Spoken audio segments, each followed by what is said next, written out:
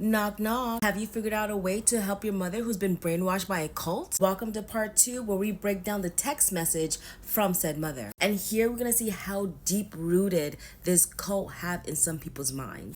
Dear daughter, it is really sad to know that you have been watching apostate videos. And horror stories of an XJ dub will be part of that category. This doubt you have is exactly what it shows. Don't bother denying it. You gave yourself away when you listed the things you have issues with. What else do you expect those who hate Jehovah's Witnesses to tell you about Jehovah's Witnesses? Okay, but what about the witnesses that left the organization? I don't hate Jehovah's Witnesses. I just refuse to look away or create excuses for the problematic nature of that organization. Did you really expect anything encouraging to come out from those videos? I thank God for the way I was taught the Bible. I am cooked solid in what I believe in, and I can see through the biased expressions of those YouTubers whenever I come across them. You, on the other hand, are still babies when it comes to the Bible knowledge. Mind you, homegirl's in university. She's more than capable to critically think about the Bible and the organization. And yet, her mother called her a baby?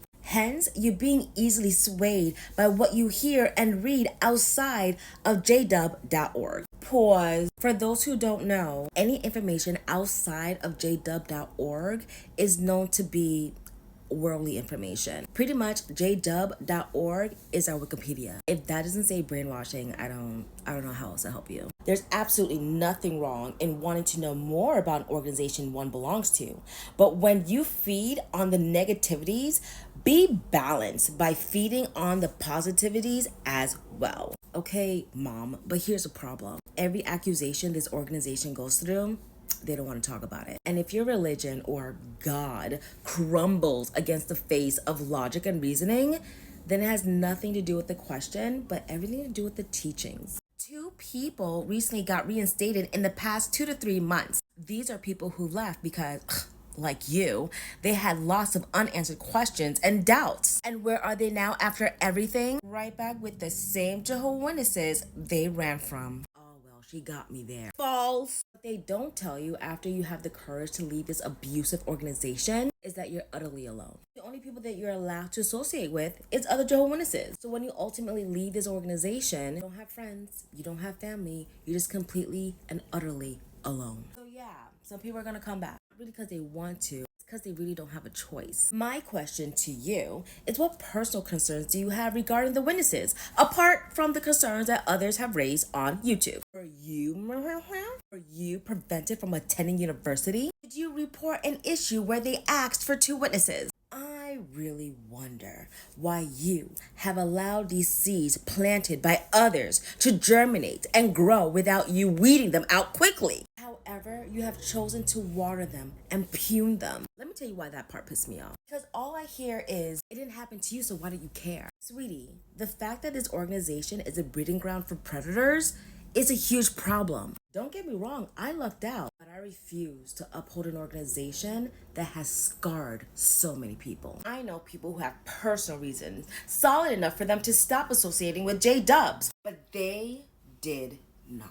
My BFF has a lot, but she's convinced with her relationship with Jehovah, so she still associates. And they don't see the problem with that. They're convinced with the long suffering and the torture that they're going through is proof that their love for Jehovah is strong. They rather glorify an abusive relationship with this organization. Your stepdad has a personal one too. He was unjustly and unscripturally deleted because you chose to attend university. Wait, didn't you say I wasn't prevented from going to university? So why are they attacking the stepdad? He refused to lie to the elders to keep his ministerial servant privileges, despite my numerous urges of him to do that. Okay, but the question is, why is a stepdad punished for what another consulting adult is doing with their lives? Like, is that a far-fetched question? I have a personal one as well. I got shunned by the sisters because you went to school, and my husband got punished, and I was livid. It's like, Ma, we're on the same team. Like, you don't hear it? I stopped commenting. I would sit in my car immediately after amen. But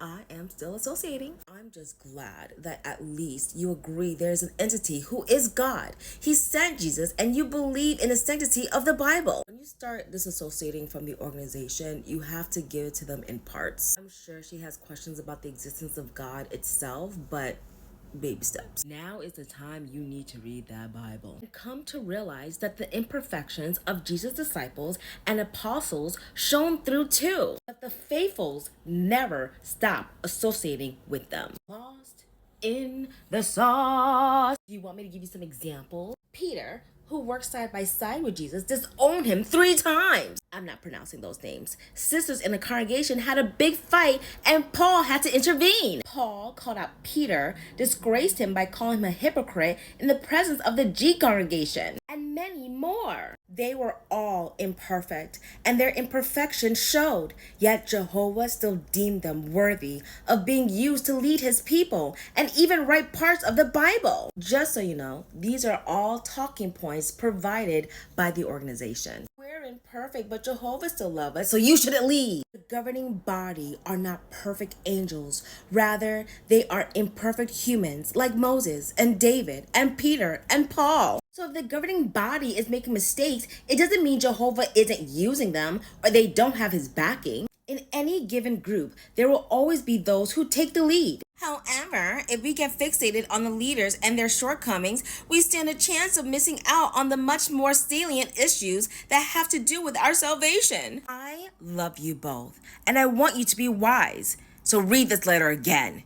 With love in my heart for you, Mom. The hardest thing you could ever do is convince someone else that they're wrong. And the fact that the mom is more than willing to stay within this organization despite the glaring problems that it has, let us know everything that we need to know. Staying within the organization despite the obvious problem is like a badge of honor. As soon as something bad happens, it's because you left Jehovah. My advice is to go primo, which means physically in, mentally out. Do this until you're able to get your pockets in order. As you're doing that, also make friends outside of the organization, because once you cut ties with them, they are done with you. And also, most importantly, know that there is life outside of this organization. But if you have other advice to share, please leave in the comments to help others out.